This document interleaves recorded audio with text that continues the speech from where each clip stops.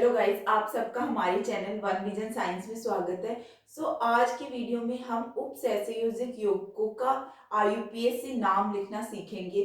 यहाँ कुछ यौगिक लिखे हैं मैंने, उपसंयोजक यौगिक के फॉर्मूले, इनका नामकरण हम आईयूपीएस से नाम इनका कैसे लिखते हैं, ये आज हम सीखेंगे आज की वीडियो में। तो हम शुरू करते हैं।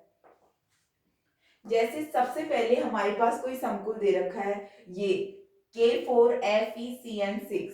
तो इस संकुल का हमें आईयूपीएसी नाम लिखना है ना। तो कैसे लिखेंगे? पहले जो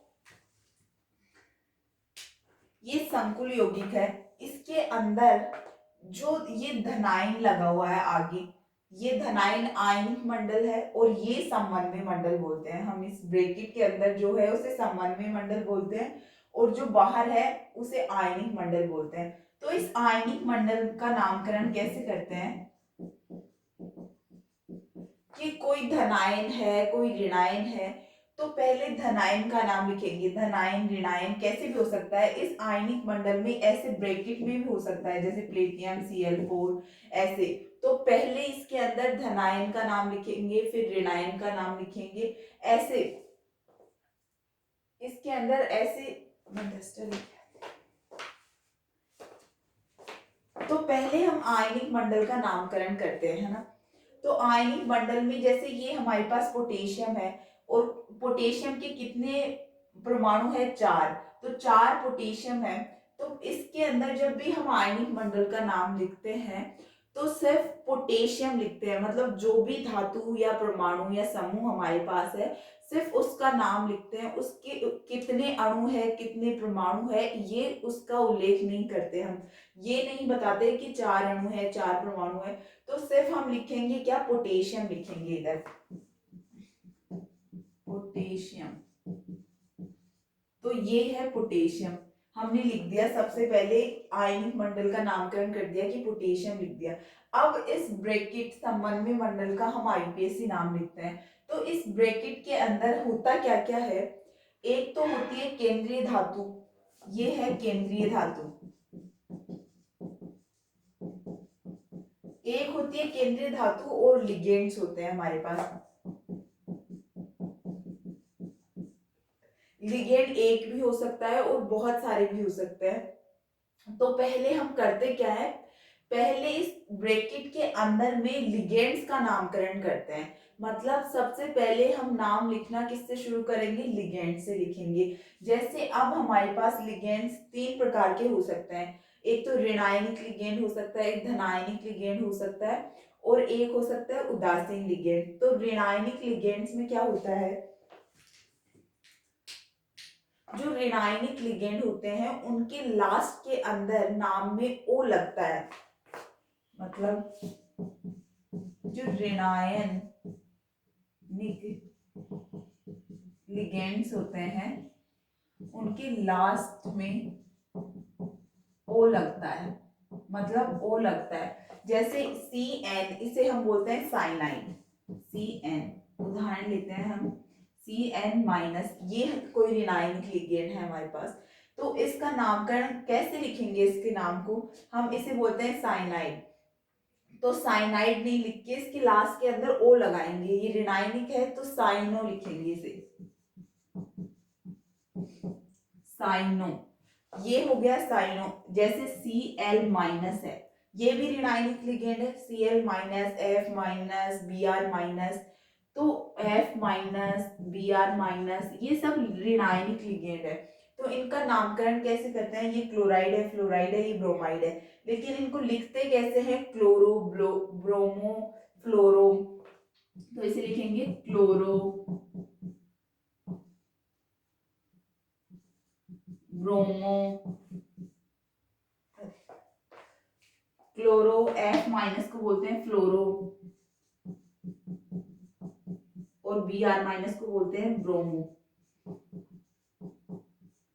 तो ऐसे ऋणायनिक लिगेंड्स के अंदर लास्ट के अंदर उनके नाम में ओ लगाते हैं हम, है ना। और अगर धनायनिक लिगेंड्स है तो उनके लास्ट में क्या लगाएंगे? अगर धनायनिक लिगेंड्स है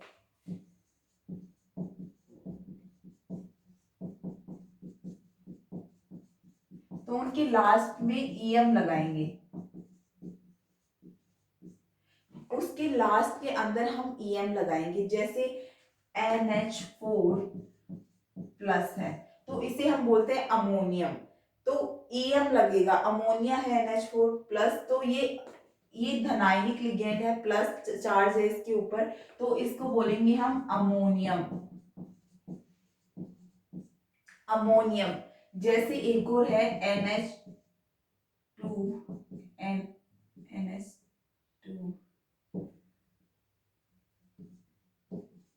NH3 प्लस, इसे हम बोलते हैं हाइड्रोजीन। तो अगर हम इसका, ये धनायनिक लिगेंड है तो इसी का नाम कैसे लिखेंगे, हाइड्रोजीनियम।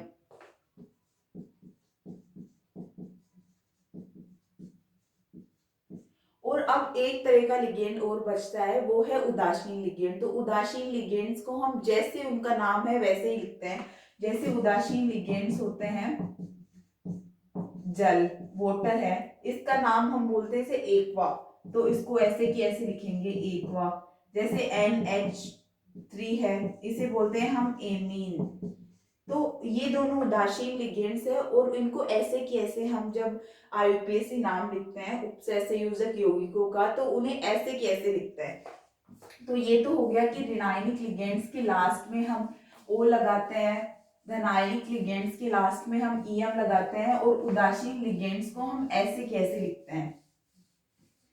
तो आयनिक मतलब जो आयनिक मंडल है उसको तो हमने लिख दिया कि नाम, उनकी संख्या नहीं बताएंगे, सिर्फ उसका नाम लिखेंगे। तो हमारे पास है पोटेशियम, तो पोटेशियम का नाम हमने लिख दिया। अब दूसरा, इस समन्वय मंडल का नामकरण हमें करना है। तो पहले करेंगे क्या, केंद्रीय धातु होती है इसके अंदर और लिगेंड्स होते हैं, तो लिगेंड्स का हम नाम लिखेंगे। लिगेंड्स का नाम हम कैसे लिखते हैं, अंग्रेजी में अल्फाबेटिकली लिखते हैं, मतलब ABCD में जो फर्स्ट लेटर आता है उसका नाम पहले लिखेंगे और जो बाद में आता है उसका नाम बाद में लिखेंगे। लेकिन हमारे पास इस संकुल में सिर्फ एक ही प्रकार का लिगेंड है, तो उसको लिखेंगे जैसे साइनो लिगेंड है, लेकिन लिखने से पहले उसके नंबर बताएंगे कि 6 है तो हम 1 2 3 को ऐसे लिखते हैं, 1 है तो सिंपली लिखेंगे साइनो, अगर 2 है तो डाई लगाएंगे, 3 है तो ट्राई लगाएंगे, 4 है तो टेट्रा लगाएंगे, और 5 है तो पेंटा लगाएंगे, ऐसे लिखेंगे। तो यहाँ 5 है तो पेंटा लगाएंगे, 6 है तो हेक्सा लगाएंगे। तो इधर कितने हैं, 6 साइनो है, तो क्या लिखेंगे, हेक्सा साइनो। और जो ये समन्वय मंडल है उसको एक ही लाइन में लिखेंगे, पूरे को एक ही लाइन में। तो पहले क्या लिखेंगे, एक लिगेंड का नाम लिखेंगे, तो पहले उसके नंबर लिखेंगे, hexacyano, hexacyano, hexacyano. फिर लिखेंगे केंद्रीय धातु, तो कौन सी है, यहाँ केंद्रीय धातु है फेरस, फेरस। लेकिन अगर हम देखेंगे इस संकुल में जो पोटेशियम है वो प्लस के रूप में है, और जो ये पूरा संकुल है उसके ऊपर ऋणावेशित चार्ज है, मतलब ये माइनस है। तो जो भी धातु अगर माइनस वाले संकुल में आ रही है तो उसके आगे लास्ट में धातु की एंड में, अंत में हम लगाएंगे 8, तो फेरस को लिखेंगे फेरेट, फेरेट। और इनको पूरे एक ही लाइन में लिखेंगे, तो हेक्सासाइनोफेरेट। अब लास्ट में जो केंद्रीय धातु है उसकी ऑक्सीकरण संख्या हम ब्रैकेट में रोमन नंबर के रूप में लिखेंगे। जैसे ये साइनो है, साइनो के ऊपर -6, इसका हो गया पोटेशियम +4 हो गया, इसकी ऑक्सीकरण संख्या हमें निकालनी है और सबके बराबर ये 0 होता है इन सबका योग। तो X है, इसकी ऑक्सीकरण संख्या कितनी होगी फेरस की, इसे सॉल्व करेंगे तो X = +2 आएगा, 2 आएगी। तो मतलब फेरस की ऑक्सीकरण संख्या कितनी है, 2। तो इसको रोमन नंबर में लिखेंगे हम ब्रैकेट के अंदर धातु के पास, तो ये हो गई 2, मतलब रोमन में सेकंड लिख दिया हमने फेरेट को, और इसका नाम क्या हो गया, पोटेशियम हेक्सासाइनोफेरेट सेकंड। ये हो गया पूरा यौगिक का IUPAC नाम। इस यौगिक का IUPAC नाम हमने ऐसे लिखा है। अब दूसरा यौगिक है, उसका IUPAC नाम हम लिखते हैं यौगिक क्या है? सोडियम एजीसाइनो। तो इसका नामकरण हम कैसे लिखेंगे? सबसे पहले आयन मंडल का नामकरण करेंगे। तो इसके बस सिर्फ नाम को लिखेंगे कि अगर सोडियम है तो सोडियम, नंबर नहीं लिखेंगे कि कितने सोडियम है, ये नहीं बताएंगे, सिर्फ नाम बताएंगे। तो सोडियम, तो इसको लिखेंगे सबसे पहले तो सोडियम, सोडियम। फिर अब इस संबंधी मंडल ब्रैकेट का नामकरण करेंगे।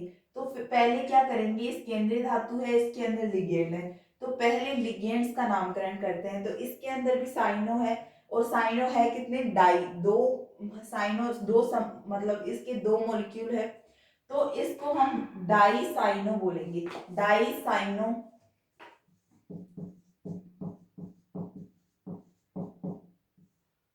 डाई साइनो, और फिर मेटल का नाम लिखेंगे। धातु हमारी है अर्जेंटेट, सिल्वर है, और ये आ रहा है कि सोडियम पर तो प्लस हो गया, और ये जो आयन मतलब ब्रैकेट है वो हमारा ऋणावेशित है, मतलब नेगेटिव है। तो जो ऋणावेशित है समन्वय मंडल हमारा, तो उसके लास्ट में, अगर धातु के लास्ट में लगाएंगे क्या हम? 8 लगाएंगे। तो इसका नामकरण कैसे करेंगे? Argentate, argentate. ये तो हो गया इसका नामकरण कि सोडियम डाइसाइनो अर्जेंटेट। अब हम देखेंगे कि इसकी धातु की ऑक्सीकरण संख्या कितनी है। तो पहले सोडियम की 1+1, इसकी निकालनी है x, और साइनो -2, तो -2 +1 और x, तो सॉल्व करेंगे तब कितनी आएगी? x = +1, तो यह आएगी x = +1, इसकी ऑक्सीकरण संख्या +1 है। तो इसके ब्रैकेट में हम रोमन नंबर में फर्स्ट लिख देंगे, मतलब लास्ट में ब्रैकेट में रोमन नंबर में फर्स्ट लिख देंगे। तो सोडियम डाइसाइनो अर्जेंटेट, ये इसका नामकरण हो गया। तो अब ऐसे ही हम तीसरे वाले मॉलिक्यूल का नामकरण करते हैं। तो अब इसके अंदर आयन मंडल में तो कुछ भी नहीं है, आगे कुछ भी नहीं लगा हुआ है, कोई भी धातु नहीं लगा हुआ है, कोई भी धनावेशित धातु या कोई समूह नहीं लगा हुआ है। तो हमारे पास जो भी ये ब्रैकेट है वो कौन सा है? ऋणावेशित है। तो अब पहले हम इस ब्रैकेट का ही नामकरण करते हैं। तो पहले लिगेंड्स का नामकरण करेंगे। तो लिगेंड में 4 साइनो है हमारे पास, तो पहले लिखेंगे टेट्रा साइनो, टेट्रा साइनो। फिर निकल, निकिल धातु है, इसका नामकरण करेंगे। ये ऋणावेशित है, -2 चार्ज है इसके ऊपर, तो -2 चार्ज है पूरे इस संकुल के ऊपर। तो हमारे पास हमने लिख दिया ये ऋणावेशित है, तो निकलेट 8 लगाएंगे लास्ट में, निकलेट, तो टेट्रासाइनो निकलेट, ये हो गया। अब इसकी निकल की हम ऑक्सीकरण संख्या देखेंगे। तो x -4, और जो ये इस पर आवेश है वो इसके बराबर में आएगा, तो कितनी हो गई? x + 2, निकिल की ऑक्सीकरण संख्या हो गई +2। तो इस ऑक्सीकरण संख्या को हम धातु के लास्ट में रोमन नंबर के रूप में लिखेंगे, सेकेंड। अब ऐसे ही हमारे पास दूसरा है जिसमें हमारे पास 6 फ्लोरीन है और क्रोमियम है। आगे आयन मंडल में कुछ भी नहीं है, सिर्फ हमारे पास ये ब्रैकेट है जिसका हमें IUPAC नाम लिखना है। तो पहले हम लिगेंड्स का नाम लिखेंगे। तो एक ही लिगेंड है हमारे पास, तो पहले लिखेंगे हेक्साफ्लोरो। अब ऋणावेशित लिगेंड है तो ओ लास्ट में लगाएंगे, तो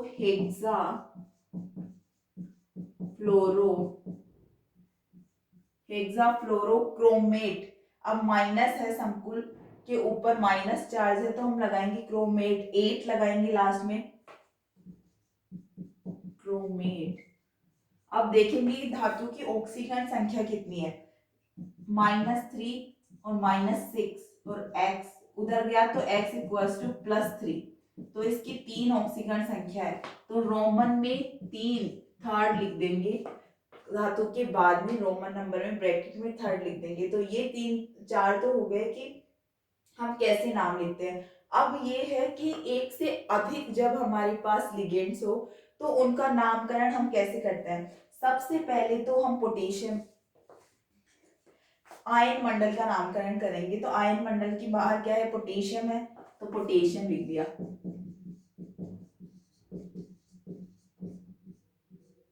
पोटेशियम लिख दिया। फिर अब इस ब्रैकेट का नामकरण करना स्टार्ट करेंगे हम। तो इसमें हमारे पास दो प्रकार के लिगेंड्स है, एक है एमीन और एक है क्लोरो। क्लोरो सी से स्टार्ट होता है, एमीन ए से स्टार्ट होता है। ये ए से स्टार्ट हो रहा है, ये सी से स्टार्ट हो रहा है। तो एबीसीडी में जो फर्स्ट लेटर आएगा वो कौन सा आता है? इन दोनों में से ए पहले आता है, ए बी सी, सी बाद में आता है, ए पहले आता है। तो हम सबसे पहले एमीन मतलब इस लिगेंड्स को लिखेंगे, पोटेशियम के बाद लिखेंगे एमीन। एमीन फिर बाद में लिखेंगे क्लोरो। अब क्लोरो के कितने मॉलिक्यूल है? 3 है। ये एमीन उदासीन लिगेंड था, इस वजह से इसको हमने एमीन एमीन ही लिखा है, जो इसका नाम था वही लिखा है। अब इस क्लोराइड के 3 मॉलिक्यूल है और ये ऋणावेशित लिगेंड है, तो इसको हम लिखेंगे try chloro. Try chloro, try chloro लिख दिया। अब लिखेंगे प्लेटिनम। ये तो पोटेशियम प्लस है और जो ये पूरा संकुल है वो ऋणावेशित है, तो इसको प्लेटिनेट लिखेंगे, प्लेटिनेट लिखेंगे। तो इसको लिखेंगे हम प्लेटिनेट। तो प्लेटिनेट, एट लास्ट में लगा दिया, प्लेटिनेट। तो क्या हुआ? Potassium amine try chloro Palatinate, ये सब एक ही लाइन में लिखेंगे, इसके बीच में कोई स्पेस नहीं आएगा। अब इसकी ऑक्सीकरण संख्या हम निकालते हैं। तो अमोनिया उदासीन लिगेंड है तो 0 इस पर आवेश है। क्लोरीन -1 -1 आवेश होता है, 3 है तो -3 हो गया। पोटेशियम पर +1 आवेश होता है और हमें धातु की ऑक्सीकरण संख्या निकालनी है x। तो हुआ कितना? x इक्वल्स टू प्लस का 2, मतलब इसकी ऑक्सीकरण संख्या कितनी है? 2। तो ब्रैकेट में धातु के बाद में रोमन नंबर में 2 लिख देंगे, ये हो गया 2। तो ऐसे हम आईयूपीएसी उपसंयोजक यौगिकों का आईयूपीएसी नाम लिखते हैं। पहले हम आयनिक मंडल का नाम लिखते हैं, जिसके अंदर हम कभी भी उसकी नंबर्स को नहीं बताते हैं, संख्या नहीं बताते थे कि कितने कितने आयनिक मंडल में धातु है। जैसे पोटेशियम है तो हमने ये नहीं लिखा टेट्रा पोटेशियम, सिर्फ ये लिखा कि पोटेशियम। और फिर हम ब्रैकेट का नामकरण करते हैं। तो ब्रैकेट का नामकरण करने के लिए हम सबसे पहले उनके लिगेंड्स लिखेंगे और लिगेंड्स को हम अल्फाबेटिकली लिखेंगे। जो एबीसीडी में फर्स्ट लेटर आता है उसे पहले लिखेंगे, जो बाद में आता है उसे बाद में लिखेंगे। और इसके अंदर हम नामकरण उनके नंबर्स को बताएंगे कि अगर 1 है तो ऐसे की ऐसे लिखेंगे, 2 है तो डाई, 3 है तो ट्राई, 4 है तो टेट्रा, 5 है तो पेंटा, 6 है तो हेक्सा, 7 है तो हेप्टा, तो ऐसे लिखेंगे। और उनको फिर उसके हिसाब से वो आगे ये पूर्व लगन लगा के, ये नंबर्स लगा के, डाई ट्राई टेट्रा लगा के लिखेंगे उसके लिगेंड का नाम, जैसे साइनो, हेक्सासाइनो। फिर लिखेंगे उसके मेटल धातु का नाम। अब धातु अगर ऋणावेशित, हमारा ये ब्रैकेट जो है सामान्य मंडल ऋणावेशित है, तो हम उसमें 8 लगाएंगे। और अगर धनावेशित है या उदासीन है तो हम धातु को, जैसे फेरस है, फेरस है, हम आयरन बोलते हैं इसे, तो ऐसे कैसे लिखेंगे? आयरन।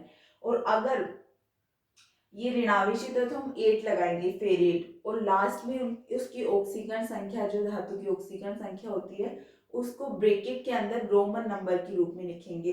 तो ऐसे हम आईयूपीएसी उपसंयोजक यौगिकों का आईयूपीएसी नामकरण करते हैं। सो अगर आपको ये वीडियो पसंद आ रही हो तो प्लीज लाइक करें, शेयर करें और कमेंट करके जरूर बताएं। Thank you guys for watching.